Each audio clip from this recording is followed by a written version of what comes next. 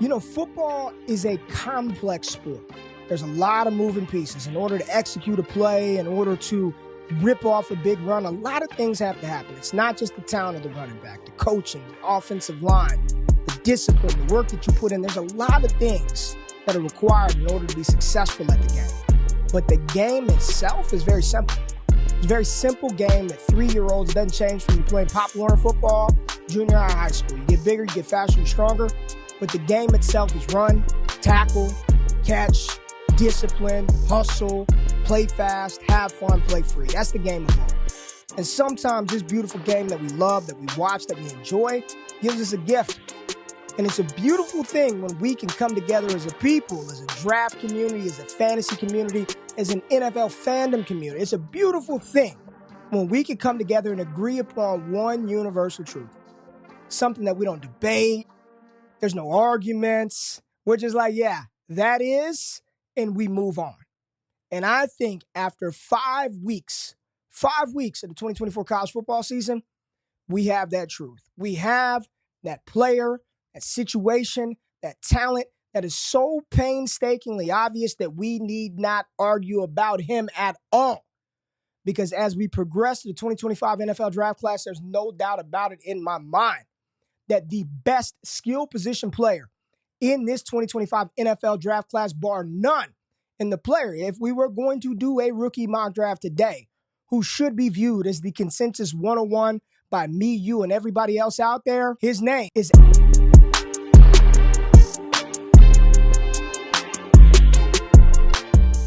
Welcome back to the station. Welcome back to the channel. Y'all know what it is. Your boy, Ray G. You can find me on X at RayGQ, and we're talking the 2025 NFL draft class here on Sunday night. I appreciate you tapping in. If it's your first time on the channel, if you stick around to the end of the video and you find this information actionable, I know you'll find it entertaining. I just need you to do one damn thing for me. Subscribe. Hit that thumbs up button. Like the channel, subscribe, turn those notifications on. That way, every time we drop content over here, you got it right to your phone, quick, fast, and in a hurry. But let's talk 2025. We are 5 weeks into the college football season. I thought about doing a rookie mock, thought about doing some player rankings and all of that. And I'm like, you know what? Let's just peel the onion back. Let's just dial it back some and have a conversation about what we're seeing, the type of play that's happening, and some new faces that we could be putting into the mix as top 3, top 5, hell, maybe even number 1 overall at the position as we get towards the end of this college football season and really start to ramp things up for the 2025 NFL draft. I'm already there. The player who is the most dynamic, most explosive offensive weapon in this 2025 NFL draft class, Boise State running back Ashton Jeanty. It's damn near mind-blowing the type of production that this young player is having right now in college football. He is unstoppable.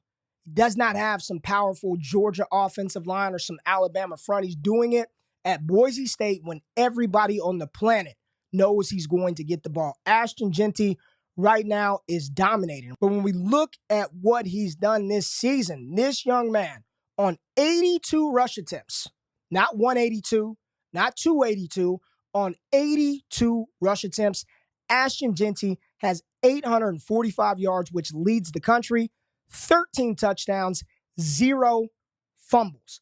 Offensive grade, according to PFF, 94.9. Rushing grade, 97.4. And 43 missed tackles, which is number 1 in college football. He's got a long run of 77, which is important. That shows you he's got that elite long speed. 10-plus rushes, 17 10-plus yard rushes. And what I really like to see him doing is he's doing it out of a zone and a gap scheme. So it really doesn't matter. You put him in a Shanahan offense, he's going to be successful. You put him in an offense, a power duo gap scheme, he's going to be successful there. 5'9", 215 pounds. The missed tackles force for me is the real kicker, because that, when you watch the tape, when you watch him on film, you don't want to see your running backs going down on first contact, and the first defender does not get Ashton Jeanty on the ground. I don't need to pull up a million different metrics, 1,000 different analytics. When you see it, you know it. He is currently on pace to break Barry Sanders' rushing record that was set back in the 80s. And I played a little college football in my time, played Division II ball at Shedeur State College in Nebraska before transferring to Texas Southern University, and I played with a very good running back that in the Division II level had more total yards than Barry Sanders' Heisman Trophy winning season at Oklahoma State. That was Danny Woodhead. I got to see him in and out, and the stuff that he did on a week-to-week basis was insane. But Ashton Jeanty doing what he's doing and being able to be on pace with Barry Sanders, y'all, it's obvious. I love Quinshon Judkins. I am a big fan of Omarion Hampton.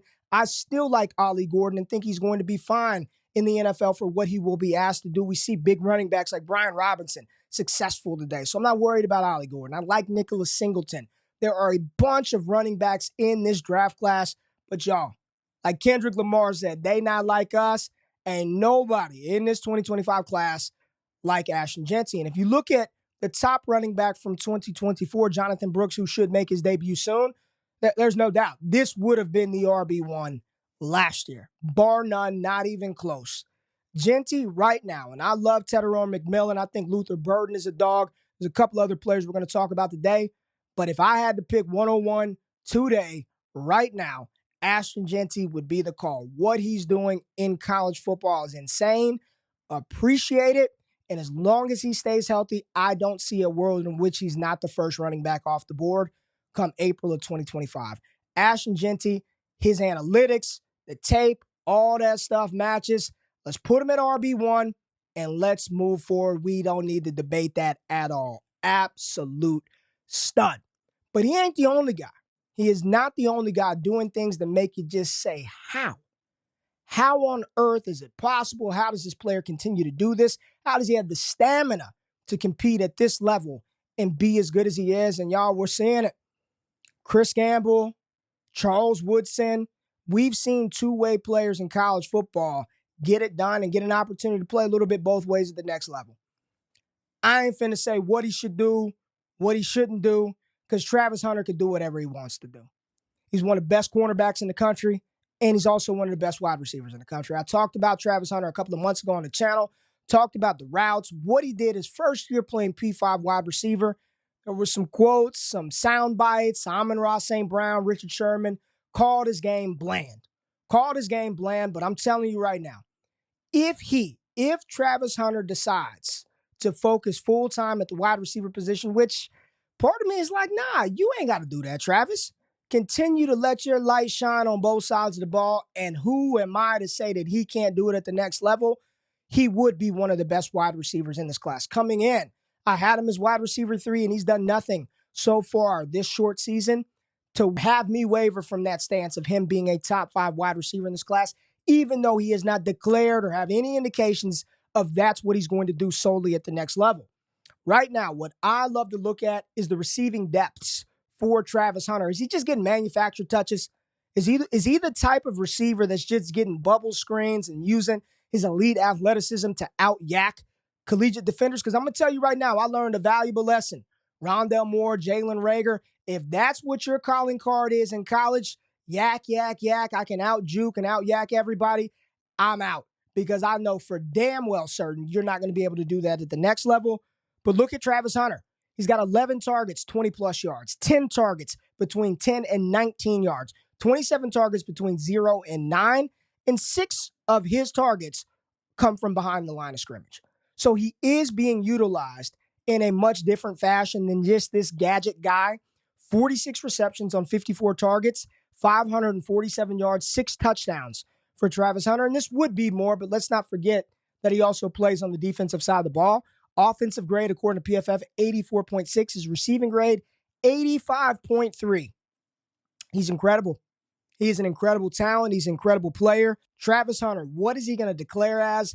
I think it's going to be a question that we are going to ask ourselves the entire draft process. And even when he is selected by whatever team that's going to be, we probably are not going to have any information, zero, on how much offense versus how much defense he's going to play. All I'm going to say is you got to take a chance. You have to take a shot on a talented kid like this, a dynamic playmaker, a once-in-a-generation type athlete. You got to just take the chance. You got to take the shot. If he declares as a wide receiver, he will be one of the best in this class. I'm excited about his progression through this season. And let's give it up to Colorado. 4-1 on the season. A lot of people really, especially after the Nebraska loss, they are done.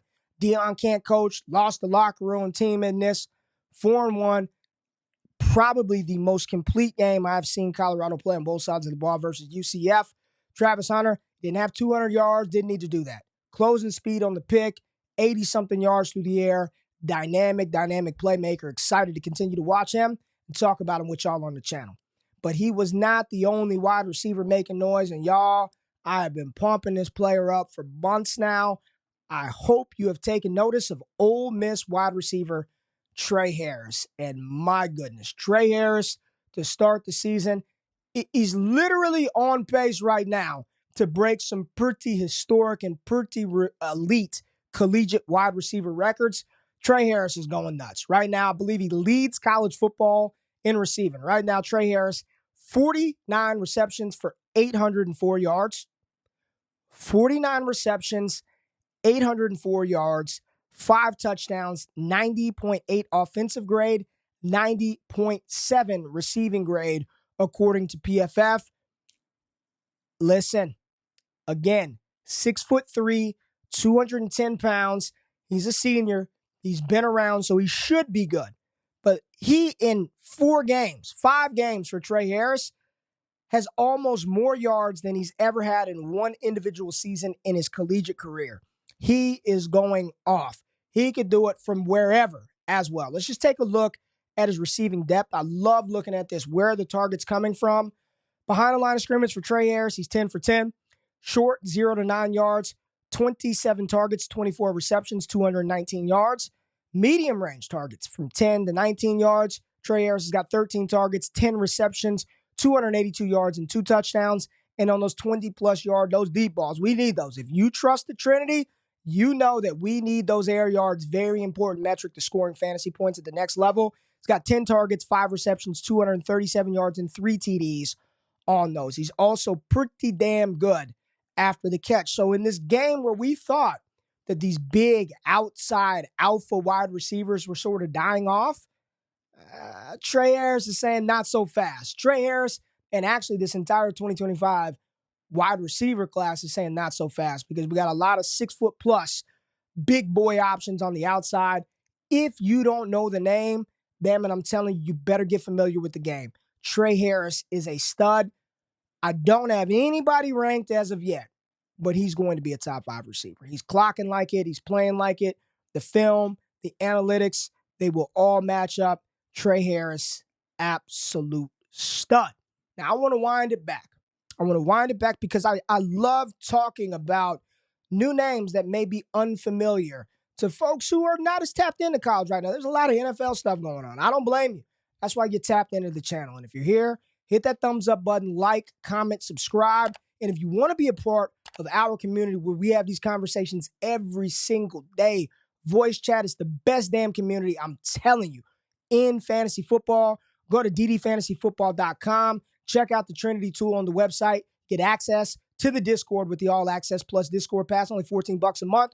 Or go to patreon.com/allgas and join over there. But let's talk about a running back out of Rutgers, Kyle Monangai, who is putting on a show to start this 2024 season. A lot of people are, who the hell is Kyle Monangai? Kyle Monangai is a dope player out of Rutgers. And we'll take a look at what he's done so far through the season. 97 rush attempts through 4 games for Kyle. 589 yards, 6 touchdowns. We see 24 missed tackles forced, 3.74 yards after contact. Missed tackles forced. I need to see it. I love it. I don't want a running back who's touch and fall. If you're a touch and fall back, I ain't got no time for you. League probably doesn't have a lot of time for you either, unless you have a superpower like run a 4.2, which Kyle Monangai does not have, but we don't have to worry about that because what he's doing at Rutgers, he's putting a lot of good stuff on wax. Again, 5'9", compact frame, 210 pounds. I love it. I'm here for it. You look at his offensive grade according to PFF, 75.7, rushing grade, 75.9. He's just a solid rusher.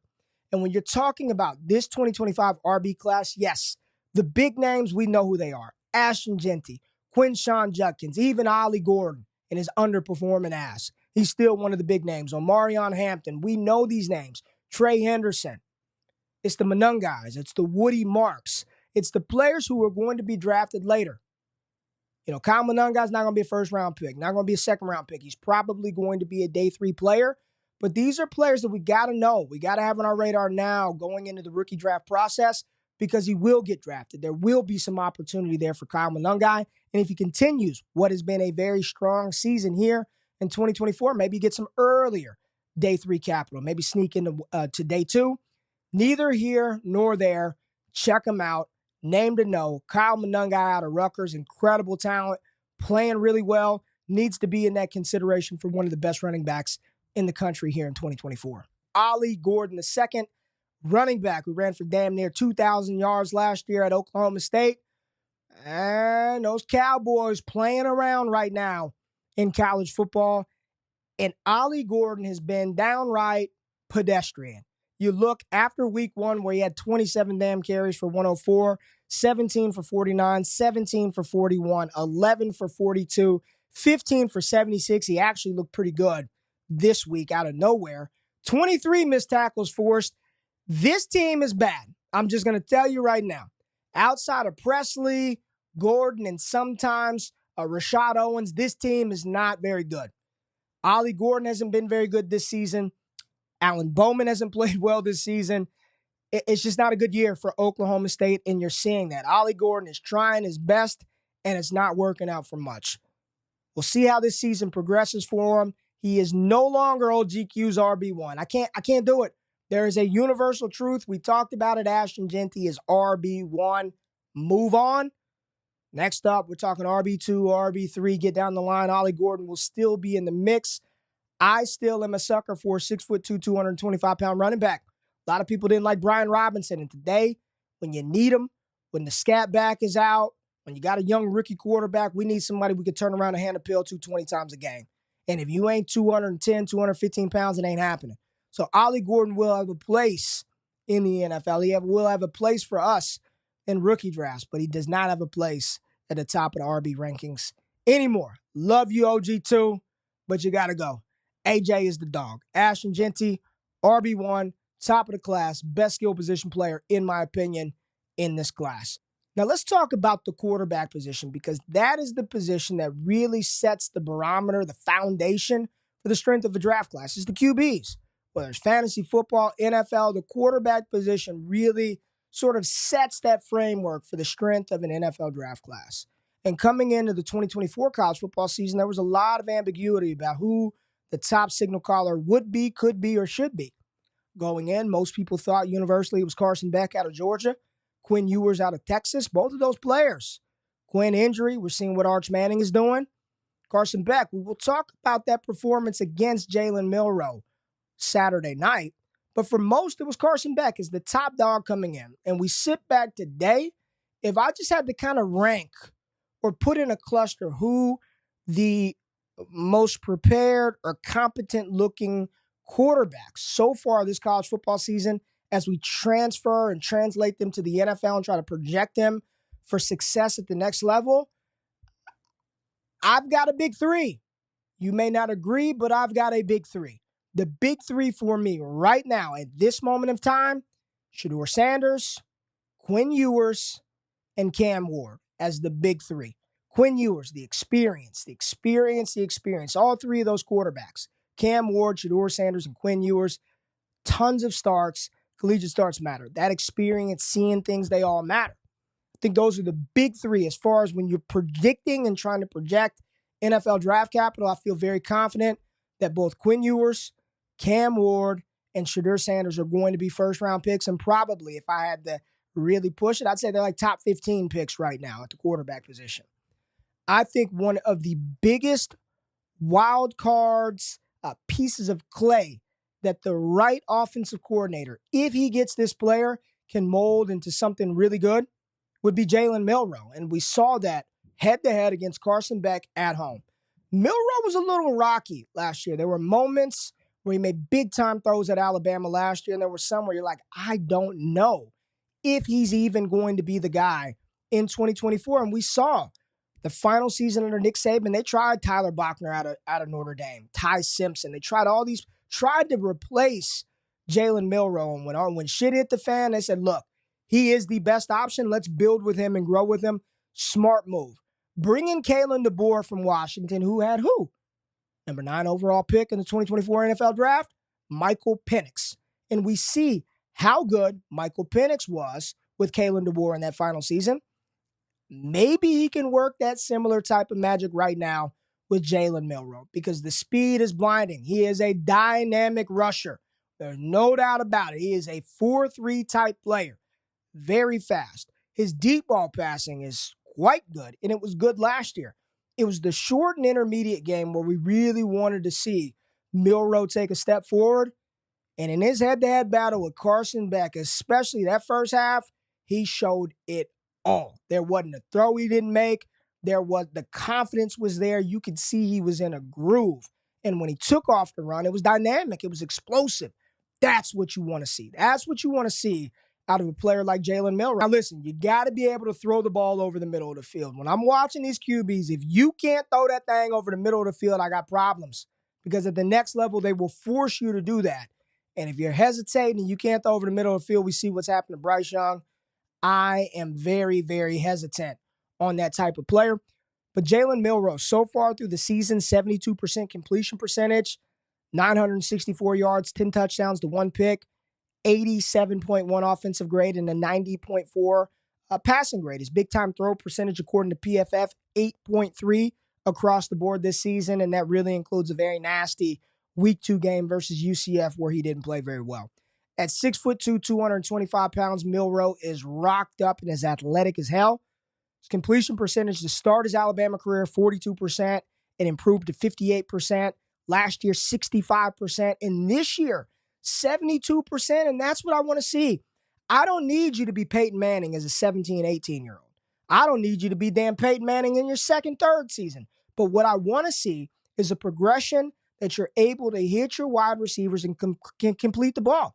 I don't care how athletic you are if you can't throw the ball. And what we've seen so far early this season from Jalen Milroe is really impressive. And before you start to say, well, how is he compared to Ward or Carson Beck? Well, let's just take a look at their raw numbers throughout the season. Carson Beck, right now, 62% completion percentage, 1,100 yards, 10 touchdowns to 3 interceptions.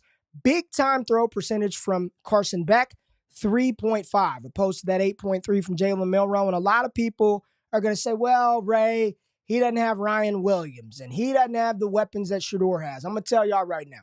Let me get off the screen share so I can look you in your eye and tell you right now. I'm not trying to hear none of that shit. Georgia has one of the best offensive lines. It's Georgia. It's Kirby Smart.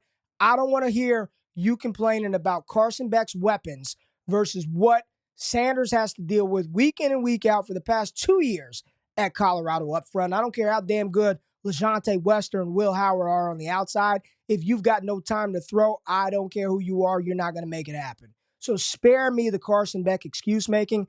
He was significantly outplayed by Jalen Milroe on Saturday night. Now, I am not going to sit here and say that he's done. He should not get drafted. He's a 7th round pick. Carson Beck is a bomb. No. Damn receivers dropping balls left and right on Saturday night. I'm not saying that changes the outcome of the game, but that's the reality. I mean, he had multiple drops, big-time throws from Beck. I believe the arm strength is there. He's got the requisite size, but there's just something about Carson Beck. When I'm watching the game, when I'm feeling the flow, there's something missing with him. There's something that's not there that Shedeur has. There's something with Beck that I'm not feeling or seeing that Cam Ward has. Well, even when it looked like Virginia Tech was going to win that game, Cam Ward had the ball. They pulled it out and got it done. And right now you look at Ward, 70.2 completion percentage right now this season, which is great. You look at his progression, right? 59% at Incarnate Word, 62% the following season. First year at Washington State, 64%, improved to 66% completion percentage. And this year, 70% clip. I want you to be able to throw the damn ball. Big time throw percentage for Cam Ward, 9.1, higher than Beck, higher than Milroe. I'm impressed. 6'2", 223 pounds. Cam Ward has definitely positioned himself as one of the top quarterbacks in this class. And after those 2 years at Washington State, I was a little concerned. But make no mistake, he has improved his game. It's amazing when you get a coach around you with some more talent, what these guys can do. Cam Ward reminds me, and I know you're not going to like this, but damn, this player's playing good right now in the NFL. He's been a long-term starter in this league. And Cam Ward's going to get drafted higher than Geno Smith is. But just a surgeon with the ball that can stand back there and dissect. He's got some of that to his game, and I don't mean that as a disparaging comment or comp. It's not even a comp. That's just what I see in his game when he's standing back there and shredding and delivering. He's got some Geno Smith to his game. Cam Ward should be a first-round pick. Cam Ward is a massive riser. Cam Ward, one of the best quarterbacks in 2025, and him becoming good, him playing well, this is good for the class. This game for Milroe, this is good for the class. What Shedeur Sanders did on Saturday is good for the overall class. And yes, Shedeur Sanders right now, if I had to place a bet on whom QB1 is or should be, it is Colorado quarterback Shedeur Sanders. I believe he has the best pocket presence in this class, and he too getting better and better. Last year, 68.5% completion percentage, which is great. He's at 70.1 right now. Big time throw percentage, 7.1, so lower than Milroe and also lower than Cam Ward. So just keep that in mind. 1,600 yards, 14 touchdowns to 3 interceptions, 90.5 offensive grade and a 90.6 passing grade according to PFF. This was after what he did at Jackson State, 70 damn touchdowns in his 2-year career at Jackson State. Love him or hate him. He is the best quarterback in the country. The best 2025 draft eligible quarterback in the country. And when we look at the NFL today, man, you need to be able to sit back there and strike and deliver. And Shedeur Sanders can absolutely, unequivocally do that. One of the things that I want to look at real quick is the passing concepts, play action versus non-play action. How are these guys? No play action plays. When you just got to drop back and drop dimes, 71% completion percentage, 1,400 yards, 11 touchdowns off of play action. He's got 47 dropbacks. He's got 67.5% completion percentage, 213 yards to 3 touchdowns. And on screen plays, just so we know he's not just throwing screens to Travis Hunter, he's got 34 completions for a grand total of 143 yards on screens. Let's just take a look at Jalen Milroe. Let's go to Milroe, look at his passing concepts, what Milroe is doing. On screen plays, he's only got 11 attempts, 45 yards on screens, non-play action. So here's the difference. Here's an important difference. Non-play action, when Milroe's just got to stand and survey, 66% completion percentage, 780 yards, and off of play action, 94%, 184.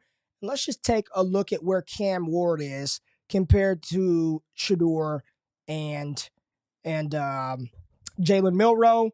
Play action, 75%, 470 yards. I believe Cam Ward is numero uno. Non-play action, little lower completion percentage than Shedeur, 67%, with 1,300 yards. 3 TDs to 4 interceptions, and on screen plays, Cam Ward, a little more yardage, 240, but not a ton on screen. So just looking at what these quarterbacks are asked to do, and just for optional completeness, let's see what Beck's concepts are. What is Georgia asking Beck to do? Screens, 179. Completion percentage having to drop back, the lowest, 57%. 7 touchdowns, 3 picks, 689 yards, and off of play action, pretty good, 75% completion percentage, 430, and 3 touchdowns. So right now, with just the 4 quarterbacks that we talked about, I believe it would be safe and fair to say that absent Carson Beck being drafted number 1 overall and the draft capital really saying he's the one that you need to take, I've got him behind those other 3 quarterbacks. He's behind Cam Ward. He's behind Shedeur Sanders, probably behind Jalen Milroe if he declares. I like Beck, but I see a very expensive trailer.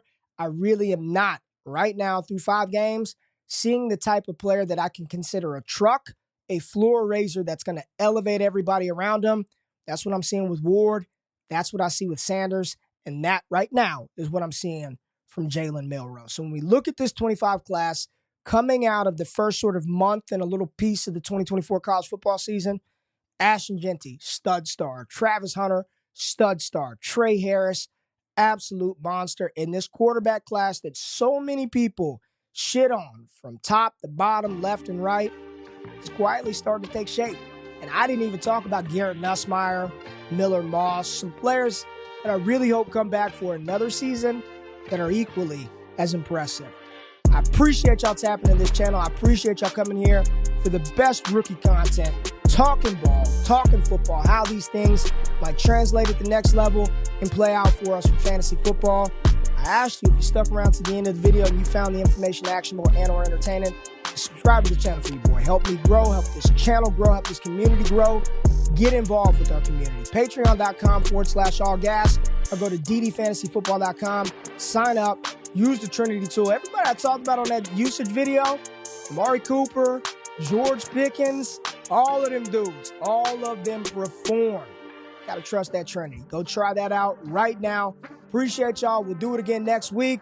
Enjoy Monday Night Football. Enjoy the week. Enjoy DD. I'm out. Peace.